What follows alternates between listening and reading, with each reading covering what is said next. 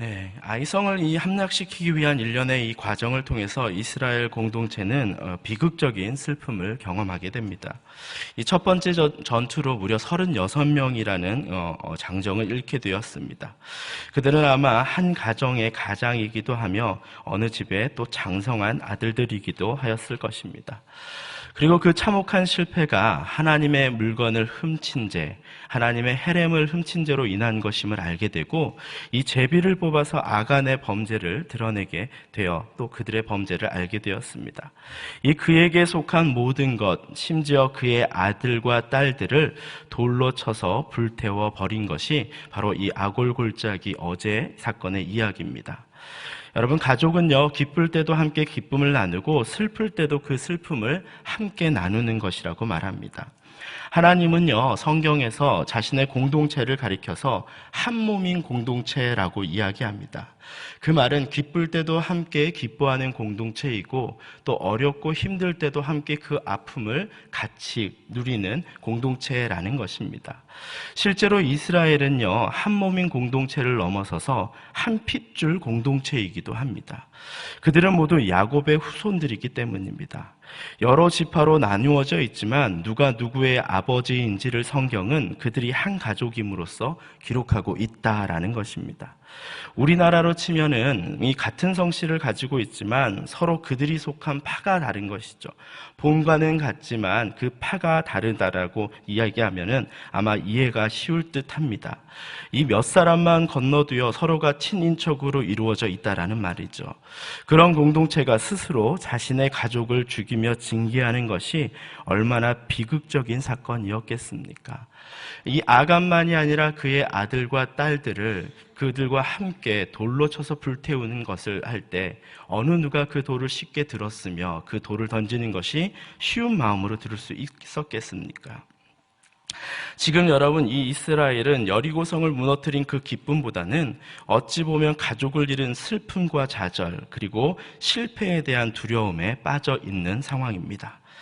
이 사랑으로 상처받은 사람을 치료하는 가장 좋은 약은 사랑밖에 없다라는 말이 있습니다.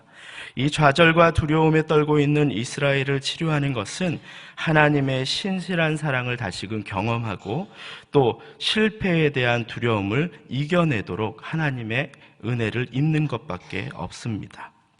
여러분, 운동선수가요, 자신의 최선을 다해서 어떤 기술을 연마하기 위해 노력했습니다. 그 익숙한 기술을 습득하고 나서 다시금 그 일을 했을 때 실패하게 되었습니다. 그래서 다시금 그것을 이뤄내려고 도전을 하는데 거듭된 실패를 할 때마다 그는 몇 배나 더 높은 두려움을 갖고 도전하게 된다라고 합니다. 여러분, 무참하게 패했던 이스라엘이 아이성을 다시금 침략하려 하였을 때 그들이 가지는 부담감과 두려움의 크기는 얼마나 컸겠습니까? 그런데 하나님은요, 1절에서 여호수아와 이스라엘에게 이렇게 말씀하시며 오늘 본문을 시작하시죠. 여호와께서 여호수아에게 이르시되 두려워 말라, 놀라지 말라. 군사를 다 거느리고 일어나 아이로 올라가서 보라. 내가 아이 왕과 그의 백성과 그의 성읍과 그의 땅을 다 내 손에 넘겨주었으니 라고 말씀합니다. 하나님은요, 그들의 마음의 중심을 아시고 그들에게 말씀하십니다. 두려워하지 말아라 고 말씀하시고 있습니다.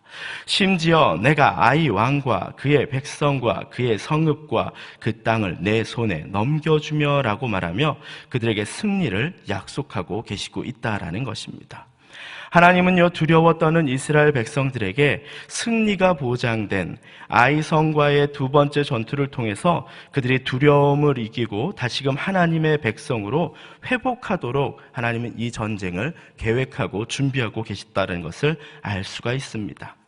처음 여리고성의 전투가 하나님의 정권적인 역사와 능력으로서 무너진 전쟁이었다면 지금 이 전쟁은 하나님이 치밀하게 세우신 계획 안에서 이스라엘 백성들이 주도적으로 승리를 경험하도록 하나님은 이 두 번째 전쟁을 준비하고 계시고 있다라는 것입니다. 여러분, 말에서 떨어져서 다시 말을 타길 두려워하는 자녀를 위해 아버지는 그 말의 고삐를 어떻게 할까요? 더 강하게 쥐고 있을 것입니다. 그리고 그 그 말에 아들을 태워서 끌고 가면서 그 아이가 말에서 떨어지는 두려움을 잊어가도록 아버지는 지금 이 모든 전쟁을 어떻게 하고 있다라는 거예요? 다 그 손에서 철저하게 준비하고 계시고 있다라는 것입니다. 모든 세부적인 계획은 하나님에게 영적으로 민감하던 여호수아에게 전해졌습니다. 그는 철저하게 그 말씀을 받아서 어떻게 합니까? 하나부터 열까지 모든 계획을 진실함으로 순종하며 철저하게 이스라엘 백성들과 준비하게 됩니다. 그가 실패한 첫 전쟁을 준비하는 것과는 차원이 달랐습니다. 정탐병이 와서 3,000명면 아이성을 충분히 함락시킬 수 있습니다 라고 얘기했더니 이 여호수아의 반응은 어땠습니까? 그렇다면 그 인원대로 그냥 너희가 뽑아서 가서 싸우고 와라 라고 이야기했다라는 것입니다. 그런데 그 결과는 어땠습니까? 참혹하게 이 전쟁이 실패하지 않았습니까? 하지만 오늘 여호수아는 직접 자신이 이 전쟁에서 가장 중요한 역할을 할 용사 3만 명을 뽑아서 그들을 매복시켰다라고 나옵니다. 여기서 말한 용사라는 것은 이 전쟁에 능숙하고 이 전쟁에 꼭 필요한 사람들을 스스로 뽑았다라는 것입니다. 본문 3절을 한번 같이 읽어보도록 하겠습니다. 본문 3절입니다. 여호수아가 일어나서 군사와 함께 아이로 올라가려 하여 용사 3만 명을 뽑아 밤에 보내며 라고 얘기합니다. 그런데 이 말씀 중에서 조금 더 주목해 보아야 될 말씀이 있는데요. 이 여호수아가 무엇했습니까? 군사와 함께 아이로 올라가려 하여라고 표현하고 있다라는 것이죠. 그리고 본문 10절에서 보면요, 실제로 여호수아는요 어떻게 표현되어 있냐면 제가 한번 읽도록 하겠습니다. 아침에 일찍 일어나 백성을 점호하고 이스라엘 장로들과 더불어 백성 앞에서 아이에 올라가매라고 말하고 있습니다. 이 전쟁을 하나님이 그들의 손에 주셨다라는 것은 하나님의 약속이죠. 하지만 이 실패의 두려움을 이기고 그 약속을 믿고 싸움을 준비하고 나아가는 것은 지금 누구부터 시작되고 있다라는 것입니까? 바로 여호수아와 장로들로부터 시작하고 있다라는 것입니다. 여러분, 리더는요 어떤 전쟁을 앞두고 있었을 때 여러분 앞으로 가십시오라고 얘기하지 않고 어떻게 합니까? 함께 나아갑시다 라고 이야기합니다. 자신이 지어야 될 책임을 회피하지 않고 그 두려움을 회피하지 않고 자신이 먼저 하나님이 주신 약속을 믿고 그 가운데 나아가는 것이 바로 리더라는 것입니다. 여러분, 믿음은 바라는 것들의 실상이요 보지 못하는 것의 증거니라고 히브리서 기자는 우리에게 이야기하고 있습니다. 이 믿음을 가지고 여호수아와 각 지파를 대표하는 장로들은 그들이 먼저 승리를 주신 하나님을 믿음으로써 싸움의 최선봉에 서 있다라는 것입니다. 이렇게 진정한 리더는 어떻게 하는 거예요? 하나님의 약속을 백성들보다 우선시하면서 더 앞으로 믿고 나아가고 있다라는 것입니다. 이렇게 하나님의 계획은 완벽하게 진행되었습니다. 그들은 아이성 북쪽에 2만 5천 명을 매복시켰고요. 아이성 근처에 있는 베델성에서 혹시라도 나올 수 있는 지원군을 의식하여 따로 5천 명을 그들의 매복시켜 놓게 됩니다. 그들의 또한 그런 역습도 그들은 또 간파하고 있었다라는 것이죠. 심지어 아이성에 있는 군대와 왕이 자신들의 승리에 도취되어 그들의 성문을 열고 뒤쫓아올 곳조차 하나님의 모든 계획 안에 있다라는 것을 우리는 성경을 보면서 알 수가 있습니다.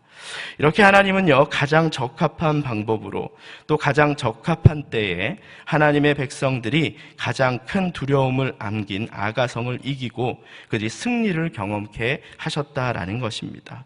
그리고 심지어 이스라엘 백성들은요 자신들이 그 승리를 기뻐하고 기념할 수 있도록 이 탈취한 물건과 가축을 가지는 것을 하나님은 허락해 주셨다라는 것입니다. 오늘 이 장엄한 전쟁을 통해서 우리는 모든 것을 철저하게 준비하시며 어떤 두려움의 문제도 승리의 소식으로 바꾸시는 하나님을 우리는 본문에서 발견할 수 있다는 것입니다. 이 장엄한 전쟁에서 여호수아와 이스라엘에게 하나님이 요구하셨던 것은 무엇입니까? 하나님은 이 약속을 온전히 얻기 위해서 그들에게 요구하신 것은 바로 순종과 믿음이었습니다. 이 순종하는 이스라엘 백성은 하나님이 철저하게 계획하신 전쟁에서 회복과 승리의 기쁨을 함께 만끽하게 되었다라는 것입니다. 하나님이 하셨다라는 고백과 하나님이 우리와 함께 하신다라는 그 믿음을 이스라엘 백성들에게 다시금 경험시켜 주셨다라는 것입니다. 진정한 승리는 진정한 승리는 하나님에게 우리가 전적으로 의존할 때, 하나님을 믿고 순종할 때 얻을 수 있다라는 것을 우리에게 알려주고 있다라는 것입니다. 저는 깊은 물에 들어가는 것을 좀 두려워합니다. 이 물의 깊이가 2m, 3m면 괜찮은데 한 10m 이상 되는 곳에 들어가게 되면 모든 사람들이 아마 두려워할 것인데요. 저는 이제 오랫동안 수영을 배워서 수영 모든 것들을 다 할 수 있음에도 이 10m, 20m 물에 들어가는 것은 제게 큰 믿음을 필요로 합니다. 제가 그런 두려움을 갖게 된 것은 예전에 이 청년부에서 선교 여행을 갔다가 이 바다에서 이렇게 바나나 보트라고 그러잖아요. 빠르게 움직이는 보트를 탔는데 제가 이제 거기서 구명조끼를 차고 타다가 물에 푹 빠졌어요. 근데 구명조끼를 너무 이렇게 꽉 조인 거예요. 처음 구명조끼를 입어봐가지고. 근데 그러니까 숨을 쉴 수가 없는 거예요. 물에 빠졌는데 바나나 보트로 다시 올라와야 되는데 숨은 안 쉬어지고 올라올 수는 없는 그런 몇 번의 과정을 경험하면서 죽음이라는 것이 이것이구나라는 그런 두려움을 느끼게 되었습니다. 근데 잠시 패닉처럼 이렇게 발이 닳지 않으니까 저도 이상하게 저도 두렵게 느껴지게 되는 것이에요. 그런 트라우마를 가지고 이렇게 살아가다가 어느 순간에 제가 이것을 좀 고쳐야 되겠다라는 마음이 들었어요. 그래서 다시 한번 한국에 와서 이 바나나 보트를 타게 되었을 때가 있었어요. 근데 그 바나나 보트 막 타다가 또 떨어지게 되었죠. 근데 마지막에는 이러는 거예요. 이 보트에서 타고 가실 겁니까? 아니면 저기까지 수영해서 가실 겁니까? 라고 묻는 거예요. 근데 저는 일부러 한 200m 전에서 떨어뜨려 달라 그랬어요, 저를. 그리고 제가 어떻게 했냐면 처음에는 그 공포가 찾아오는 거예요. 예전에 느꼈던 그 공포가 찾아오는데 제가 어느 순간에 이 공포를 잃어버리게 됐는데 뭐냐면 구명조끼를 의지하였을 때였어요. 구명조끼를 예전에는 불편하다고 생각을 했는데 이 구명조끼가 내 생명을 보존한다라는 것을 알게 되면서부터 내 발 밑에 이 충주호의 깊은 물이 있음에도 불구하고 두려워하지 않게 된 거예요. 그래서 그 200여 미터를 스스로 이렇게 수영을 하면서 천천히 오게 되었습니다. 여러분, 처음에는요, 내가 지금 이 구명조끼를 처음 착용했기 때문에 이것이 일을 하는지 안 하는지 몰라요. 두려워요. 그러니까 어떻게 하면 내가 나 스스로 살까를 고민하게 되는데 이 구명조끼가 생명을 살린다라는 것을 알게 되면 그때부터는 어떻게 하는 거예요? 두려움보다는 이 구명조끼를 믿고 천천히 몸에 힘을 빼게 된다라는 것입니다. 여러분, 우리도 우리 삶에서 발생하는 수많은 문제들 가운데 어떻게 이것들을 견디며 살아가야 하는지, 또 매일매일 또 두렵게 하는 나의 상처와 죄의 문제를 직면하면서 낙담하고 있다면 우리는요, 우리의 인생을 매일 꾸준하게 하나님 앞에 놓는 연습을 해야 합니다. 인생을 내 힘과 능력으로 살겠다는 고집을 버리고 힘을 뺄 때 우리 인생의 구명조끼인 하나님이 만드신 계획 안에서 그 모든 두려움을 이기고 승리할 수 있다라는 것입니다. 그래서 성경은요, 이사야서 40장 31절에서 이렇게 이야기합니다. 오직 여호와를 앙망하는 자는 새 힘을 얻으리니 독수리의 날개치며 올라감 같을 것이요 다른 박질하여도 곤비치 아니하겠고 걸어가도 피건치 아니하리로다. 여러분, 내가 힘을 빼고 하나님께 순종하며 매일매일 살아갈 때마다 우리가 얻는 것이 여러분 무엇인지 아십니까? 나의 힘이 아니라 하나님의 힘으로 인하여 우리는 어떤 일을 해도 곤비치 아니하고 피곤치 아니할 것이다 라고 성경은 말하고 있다라는 것입니다. 그리고 아이성을 함락시킨 하나님의 모략과 지혜가 우리의 삶을 이끌기 때문에 우리의 삶은 매일 승리의 소식으로 넘쳐나게 될 것입니다. 아멘. 그런 하나님과 동행하는 은혜의 소식들이 여러분 삶에 넘쳐나서 바라는 믿음의 실상을 보며 보지 못하는 것들을 믿음의 증거로 가지면서 살아가는 성도가 되기를 축원합니다. 아멘. 주신 말씀 기억하면서 기도하겠습니다. 나의 힘을 빼고 하나님께 믿음으로 순종하는 것이 우리의 삶을 사는 것임을 알았습니다. 이런 믿음의 결단이 우리 삶에 넘치게 하여 달라고 기도합니다.